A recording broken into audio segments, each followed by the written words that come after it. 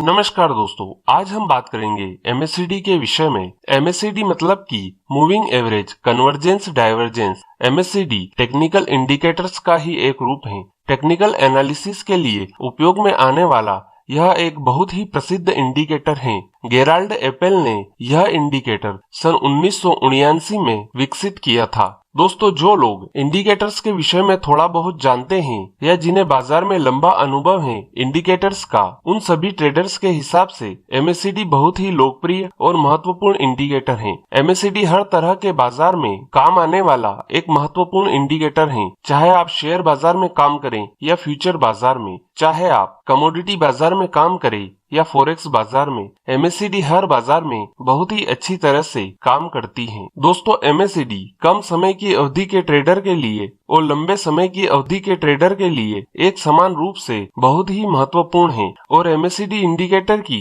सबसे खास बात यह है कि जब आप एमएससीडी के साथ काम करते हैं तो आपका स्टॉप लॉस बहुत ही छोटा होता है, जिससे अगर आपका स्टॉप लॉस हिट भी हुआ तो भी आपका नुकसान बहुत ही छोटा होगा। एमएससीडी क्या होती है, एमएससीडी कैसे काम करती है और हम एमएससीडी की मदद से कैसे बाजार में खरीदी और बिकवाली कर सकते हैं। तो दोस्तों, सबसे पहले हम समझते हैं कि एमएससीडी क्या होती है। एमएससीडी मतलब कि मूविंग एवरेज कन्वर्जेंस डाइवर्जेंस। दोस्तों, MSCD basically trend following indicator है, मतलब कि ये ट्रेंड के साथ चलने वाला इंडिकेटर है। और जैसा कि ये ट्रेंड फॉलोइंग इंडिकेटर है तो यह ट्रेंडिंग बाजार में बहुत ही अच्छी तरह से काम करता है। ट्रेंड फॉलोइंग इंडिकेटर जैसे कि मूविंग एवरेज और सुपर ट्रेंड, इसी प्रकार एमएससीडी भी एक तरफा ट्रेंड में बहुत ही सटीक और स्पष्ट रूप से काम करती है। जब बाजार ट्रेंडिंग होता है उस समय यह इंडिकेटर बाजार के प्रति सटीक रीडिंग देता है,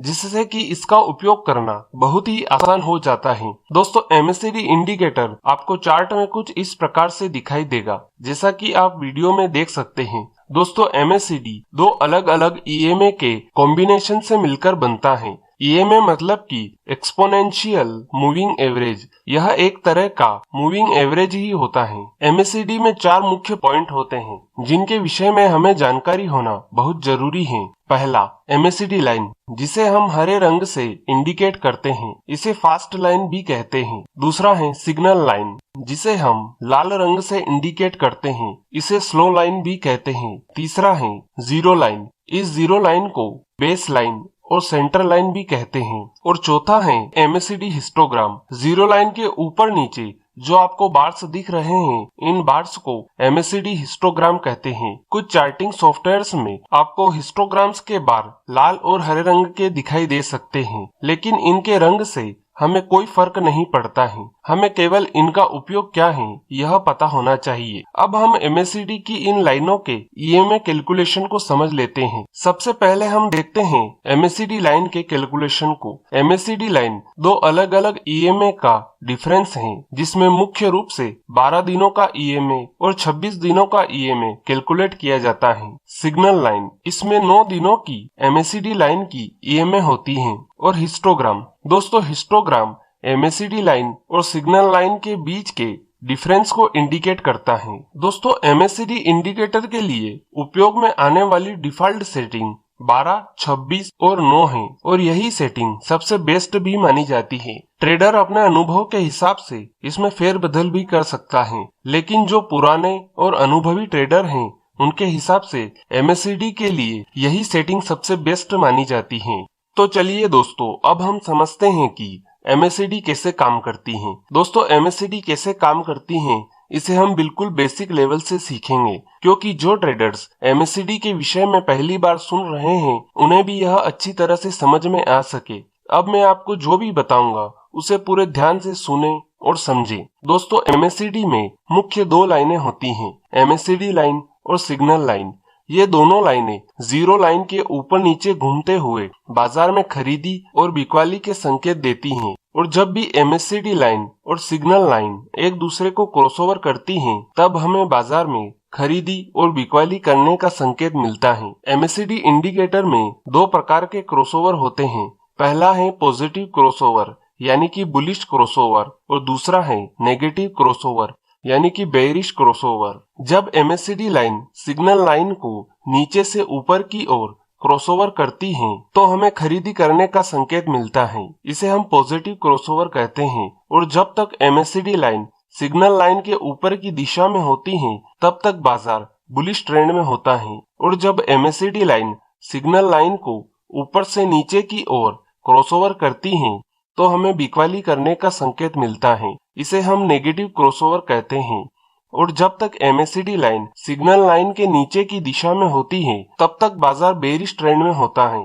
इन दोनों पॉइंट को आप अच्छे से समझ लीजिए क्योंकि यह बहुत जरूरी है। और जब तक ये दोनों लाइनें घूमकर फिर से एक दूसरे को विपरीत दिशा में क्रॉसओवर नहीं करती तब तक ट्रेंड रिवर्सल नहीं होता है।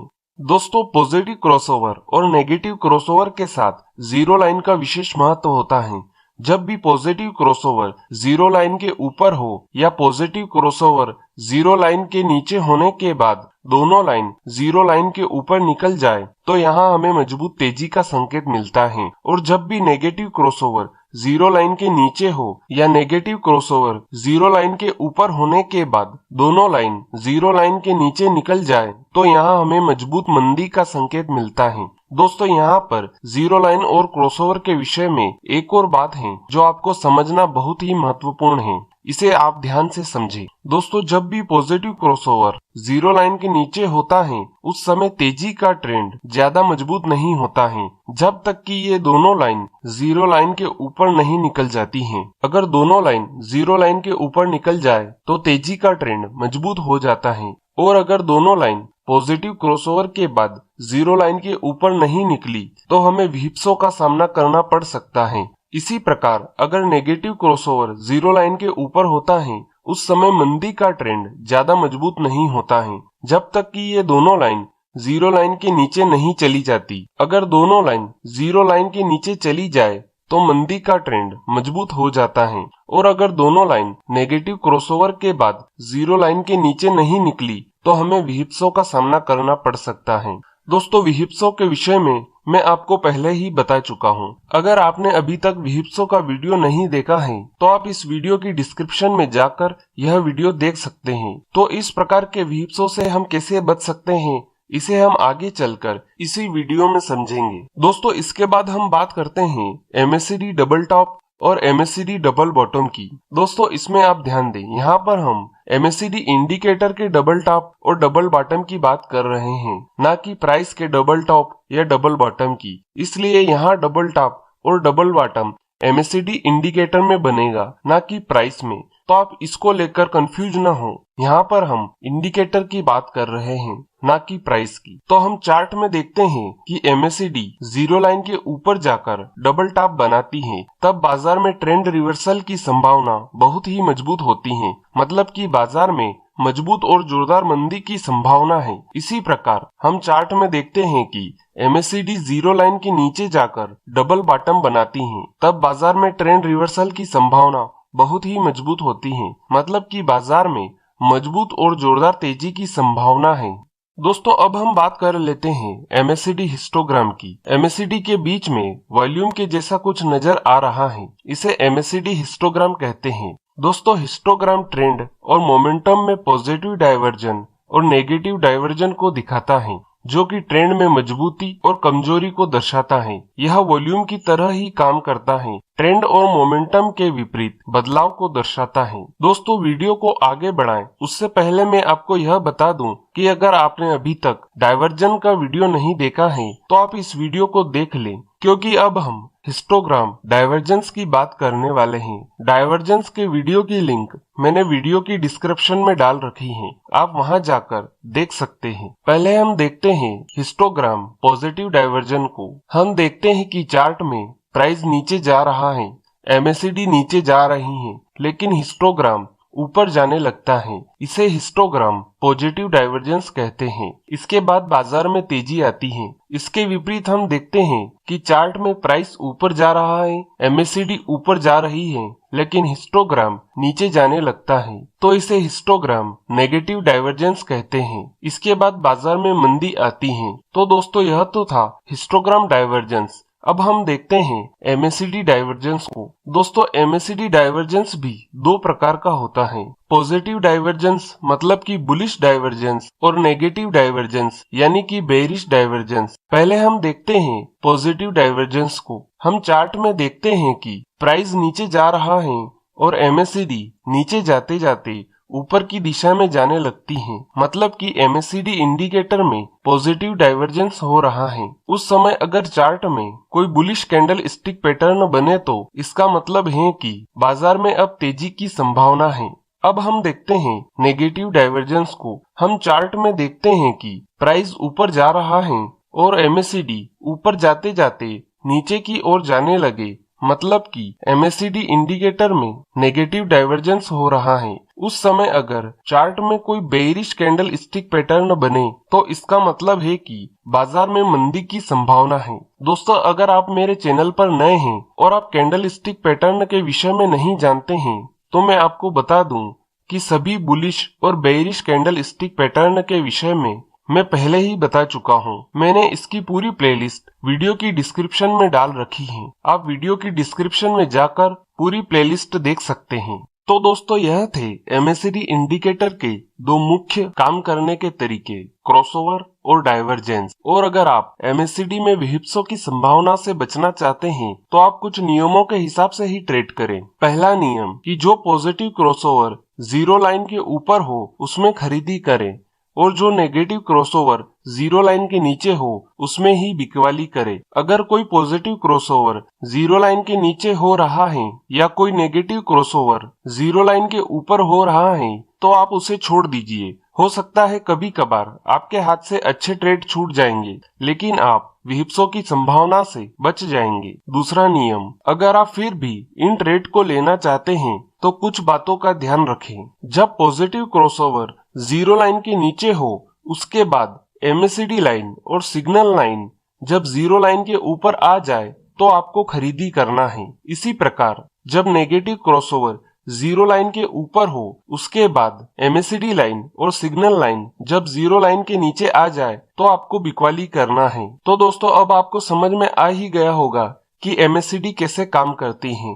दोस्तों MACD का उपयोग करने से पहले हमें यह पता होना चाहिए कि हमें कौन सा टाइम फ्रेम इस्तेमाल करना है। दोस्तों अगर आप केवल इंट्राडे ट्रेडिंग करते हैं तो आप 5 मिनट और 10 मिनट की टाइम फ्रेम का उपयोग कीजिए, और अगर आप 2 या 4 दिन तक अपनी पोजीशन को होल्ड कर सकते हैं तो आप 15 मिनट, 30 मिनट और 1 घंटे की टाइम फ्रेम का उपयोग कीजिए। और अगर आप इससे ज्यादा लंबे समय के ट्रेडर हैं तो आप डेली चार्ट टाइम फ्रेम के साथ MACD का उपयोग कीजिए। दोस्तों MACD के साथ टाइम फ्रेम जितना बड़ा होगा आपकी एक्यूरेसी उतनी ही अच्छी होगी। MACD का सबसे बड़ा फायदा यह है कि इसके साथ ट्रेडिंग करते समय आपका स्टॉप लॉस बहुत ही छोटा होता है। अब हम समझते हैं कि MACD की मदद से हम खरीदी और बिकवाली कैसे कर सकते हैं। पहले हम समझते हैं क्रॉसओवर वाला तरीका कि क्रॉसओवर के साथ खरीदी कैसे कर सकते हैं। दोस्तों चार्ट में हम देखते हैं कि MACD में जीरो लाइन के ऊपर पॉजिटिव क्रॉसओवर हो रहा है। अब हमें इसमें खरीदी करने के लिए यह देखना है कि जिस कैंडल में MACD का पॉजिटिव क्रॉसओवर हो रहा है उसके बाद वाली कैंडल में हमें खरीदी करना है। इसके बाद हमें इसमें स्टॉप लॉस लगाने के लिए यह देखना है कि जिस कैंडल में पॉजिटिव क्रॉसओवर हो रहा है उस कैंडल की तुलना में पिछली जिस भी कैंडल का लो लोअर है उसके लो के नीचे का स्टॉप लॉस लगाना है। इसी बीच आपको ट्रेड लेने से पहले एक और चीज का ध्यान रखना बहुत जरूरी है कि आपके खरीदी करने के पॉइंट से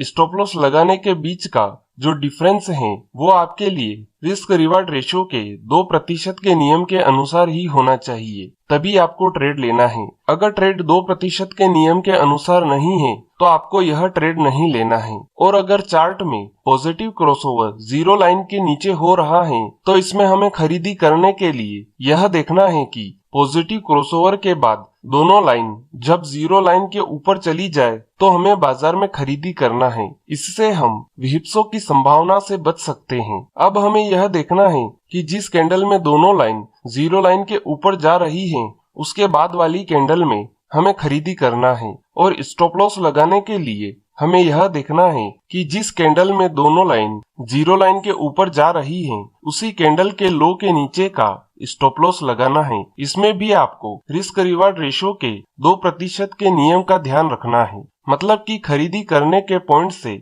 स्टॉप लॉस लगाने के बीच का डिफरेंस रिस्क रिवार्ड रेशो के 2% के नियम के अनुसार होना चाहिए। और ट्रेड लेने के बाद आपको ट्रेलिंग स्टॉप लॉस का उपयोग करना है। अब इसमें आखिरी पॉइंट यह है कि हमें प्रॉफिट बुक कहां पर करना है। दोस्तों, प्रॉफिट बुक करने के लिए आपको यह देखना है कि जब तक एमएससीडी में कोई नेगेटिव क्रॉसओवर नहीं होता, तब तक आपको प्रॉफिट बुक नहीं करना है। जब नेगेटिव क्रॉसओवर हो जाए तो आपको तुरंत प्रॉफिट बुक करना है। और अगर कभी आपका ट्रेलिंग स्टॉप लॉस हिट हो जाए तो भी आप उसे प्रॉफिट बुक ही समझे। ट्रेलिंग स्टॉप लॉस हिट होने के बाद आप कोई नया ट्रेड न ले, यह बात आप हमेशा ध्यान रखें। तो दोस्तों, इस प्रकार से हम एमएससीडी के पॉजिटिव क्रॉसओवर के साथ खरीदी कर सकते हैं। दोस्तों, अब हम समझते हैं कि एमएससीडी में नेगेटिव क्रॉसओवर के साथ हम बिकवाली कैसे कर सकते हैं। दोस्तों, चार्ट में हम देखते हैं कि एमएससीडी में जीरो लाइन के नीचे नेगेटिव क्रॉसओवर हो रहा है।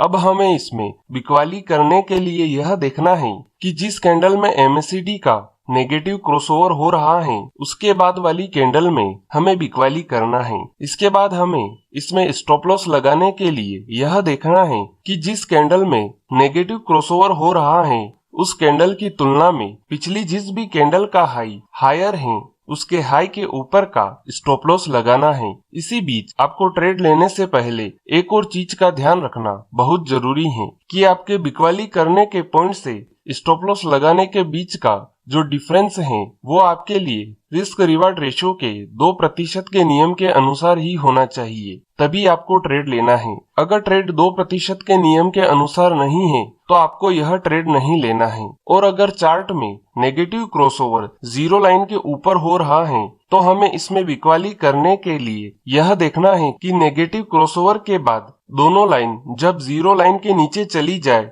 तो हमें बाजार में बिकवाली करना है। इससे हम विहिप्सों की संभावना से बच सकते हैं। अब हमें यह देखना है कि जिस कैंडल में दोनों लाइन जीरो लाइन के नीचे जा रही हैं, उसके बाद वाली कैंडल में हमें बिकवाली करना है। और स्टॉप लॉस लगाने के लिए हमें यह देखना है कि जिस कैंडल में दोनों लाइन जीरो लाइन के नीचे जा रही हैं, उसी कैंडल के हाई के ऊपर का स्टॉप लॉस लगाना है। इसमें भी आपको रिस्क रिवार्ड रेशो के 2% के नियम का ध्यान रखना है। मतलब कि बिकवाली करने के पॉइंट से स्टॉप लॉस लगाने के बीच का डिफरेंस रिस्क रिवार्ड रेशो के 2% के नियम के अनुसार होना चाहिए। और ट्रेड लेने के बाद आपको ट्रेलिंग स्टॉप लॉस का उपयोग करना है। अब इसमें आखिरी पॉइंट यह है कि हमें प्रॉफिट बुक कहां पर करना है। दोस्तों, प्रॉफिट बुक करने के लिए आपको यह देखना है कि जब तक एमएससीडी में कोई पॉजिटिव क्रॉसओवर नहीं होता, तब तक आपको प्रॉफिट बुक नहीं करना है। जब कोई पॉजिटिव क्रॉसओवर हो जाए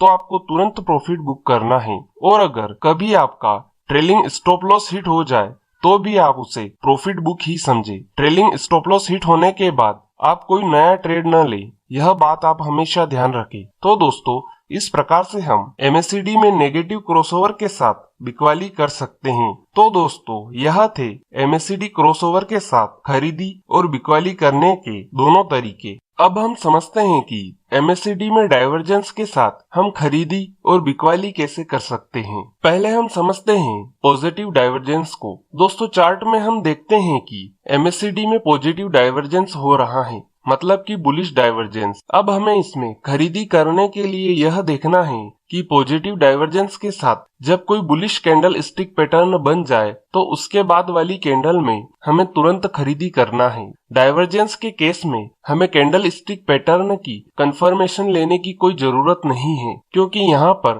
पॉजिटिव डाइवर्जेंस ही हमारे लिए खरीदी की कंफर्मेशन है। इसलिए बुलिश कैंडल स्टिक पैटर्न बनने के बाद आप तुरंत खरीदी करें। इसके बाद stop loss, risk reward ratio और प्रॉफिट बुकिंग आपको पॉजिटिव क्रॉसओवर के हिसाब से ही करना है। तो इस प्रकार से हम पॉजिटिव डाइवर्जेंस के साथ खरीदी कर सकते हैं। अब हम समझते हैं नेगेटिव डाइवर्जेंस को। दोस्तों, चार्ट में हम देखते हैं कि एमएससीडी में नेगेटिव डाइवर्जेंस हो रहा है, मतलब कि बेयरिश डाइवर्जेंस। अब हमें इसमें बिकवाली करने के लिए यह देखना है कि नेगेटिव डाइवर्जेंस के साथ जब कोई बेरिश कैंडल स्टिक पैटर्न बन जाए तो उसके बाद वाली कैंडल में हमें तुरंत बिकवाली करना है। डाइवर्जेंस के केस में हमें कैंडल स्टिक पैटर्न की कंफर्मेशन लेने की कोई जरूरत नहीं है, क्योंकि यहाँ पर नेगेटिव डाइवर्जेंस ही हमारे लिए बिकवाली करने की कंफर्मेशन है। इसलिए बेरिश कैंडल स्टिक पैटर्न बनने के तुरंत बाद आप बिकवाली करें। इसके बाद stop loss, risk reward ratio और प्रॉफिट बुकिंग आपको नेगेटिव क्रॉसओवर के हिसाब से ही करना है। तो दोस्तों, इस प्रकार से हम नेगेटिव डाइवर्जेंस के साथ बिकवाली कर सकते हैं। दोस्तों, अब हम आखिर में समझ लेते हैं हिस्टोग्राम डाइवर्जेंस को। पहले हम देखते हैं हिस्टोग्राम पॉजिटिव डाइवर्जेंस को। दोस्तों, चार्ट में हम देखते हैं कि एमएससीडी में हिस्टोग्राम का पॉजिटिव डाइवर्जेंस हो रहा है। अब हमें इसमें खरीदारी करने के लिए यह देखना है कि हिस्टोग्राम में पॉजिटिव डाइवर्जेंस के बाद जैसे ही एमएससीडी में पॉजिटिव क्रॉसओवर हो, उसके बाद आपको तुरंत खरीदारी करना है। और इससे कोई फर्क नहीं पड़ता कि क्रॉसओवर जीरो लाइन के ऊपर हो या नीचे, क्योंकि यहाँ हम हिस्टोग्राम डाइवर्जेंस के साथ ट्रेड कर रहे हैं। इसलिए आप हिस्टोग्राम डाइवर्जेंस के बाद तुरंत खरीदी कर लीजिए। इसके बाद stop loss, risk reward ratio और प्रॉफिट बुकिंग आपको एमएससीडी के पॉजिटिव क्रॉसओवर के हिसाब से ही करना है। तो इस प्रकार से हम हिस्टोग्राम पॉजिटिव डाइवर्जेंस के साथ खरीदी कर सकते हैं। अब हम समझते हैं हिस्टोग्राम नेगेटिव डाइवर्जेंस को। दोस्तों, चार्ट में हम देखते हैं कि एमएससीडी में हिस्टोग्राम का नेगेटिव डाइवर्जेंस हो रहा है। अब हमें इसमें बिकवाली करने के लिए यह देखना है कि हिस्टोग्राम में नेगेटिव डाइवर्जेंस के बाद जैसे ही एमएससीडी में नेगेटिव क्रॉसओवर हो, उसके बाद आपको तुरंत बिकवाली करना है। और इससे कोई फर्क नहीं पड़ता कि क्रॉसओवर जीरो लाइन के नीचे हो या ऊपर, क्योंकि हम यहाँ हिस्टोग्राम डाइवर्जेंस के साथ ट्रेड कर रहे हैं। इसलिए आप हिस्टोग्राम डाइवर्जेंस के तुरंत बाद बिकवाली कर लीजिए। इसके बाद stop loss, risk reward ratio और प्रॉफिट बुकिंग आपको एमएससीडी के नेगेटिव क्रॉसओवर के हिसाब से ही करना है। तो इस प्रकार से हम हिस्टोग्राम के साथ बिकवाली कर सकते हैं।